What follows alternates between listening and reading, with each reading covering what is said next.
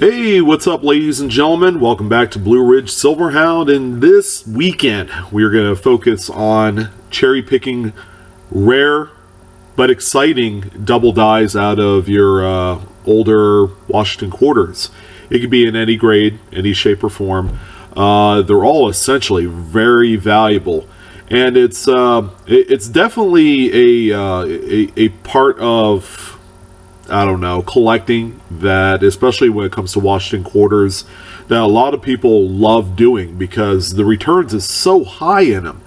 I say rare and I use it loosely because there's a few dates that are more common than the rest, but you'd be surprised, you'd sell and flip a good or VG example for $50 to $100, and it kind of makes, turns you into a believer.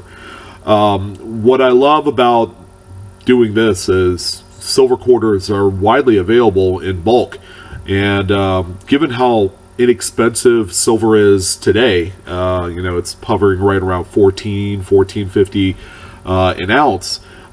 It makes individual coins really easy to cherry pick. You go to Coin Shop or a show, or perhaps maybe you have an old collection that's been socked away for a while after coins have just been provided to you by relatives and friends and so on and so forth.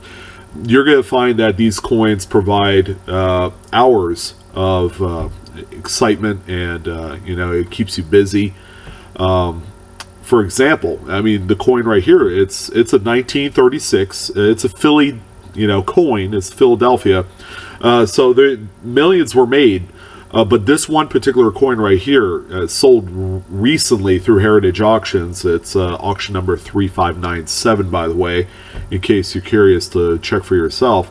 This one sold earlier in the month, and it's a nice BU example. It's been graded by PCGS. I think that's the least important part of it.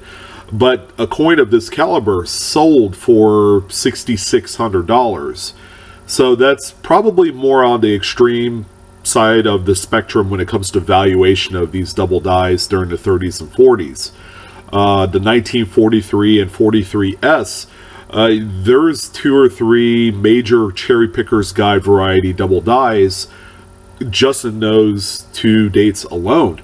And not only are they some of the more known, well-known double dies in the series, but these are coins that routinely in mid-state 65 and higher have sold in excess of $10,000, $15,000, $20,000.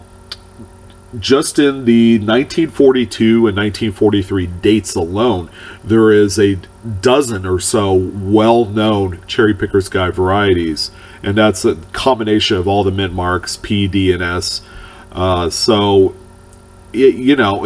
These coins in lower grade are not hard to find.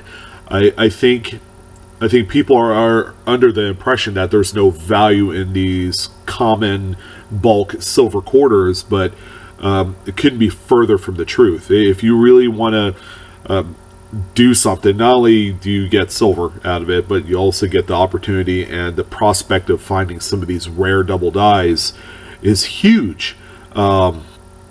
Turning a coin that you would have paid $4 for, flipping it for 10 to 20 times that amount is really cool. It's something that I've done for many years, but I think the popularity is starting to kick in here as of late when it comes to these early double dies.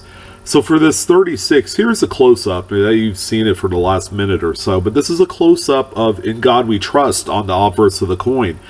Usually for a lot of these double dies, this is how extreme they get. It's unmistakable. As long as you have a decent magnifier, you'll be able to easily discern and check out the notching on the doubling on these coins. They get pretty dramatic and really radical, and that's why the Washington quarter variety enthusiasts are fueled by the 30s and 40s dates, is because of what they look like.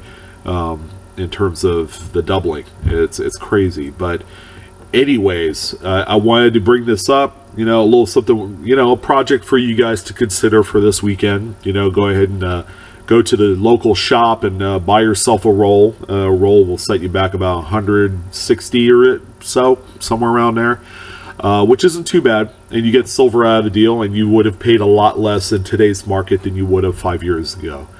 But yeah, have fun with it, enjoy it. It's a good way, if you guys are looking for some extra holiday cash. This is one of my favorite avenues to head to make it happen. So I want to thank everyone for joining in this morning. Please like, subscribe, help out with the metrics, and I appreciate it as always. You couldn't do it without you guys, and as always, enjoy hunting this weekend. Whatever you do, coin roll hunting, if you're attending a show, pocket change searching, there's a lot of different ways to approach coin collecting, and they're all a lot of fun. You guys take care, and I'll see you on Monday. See ya.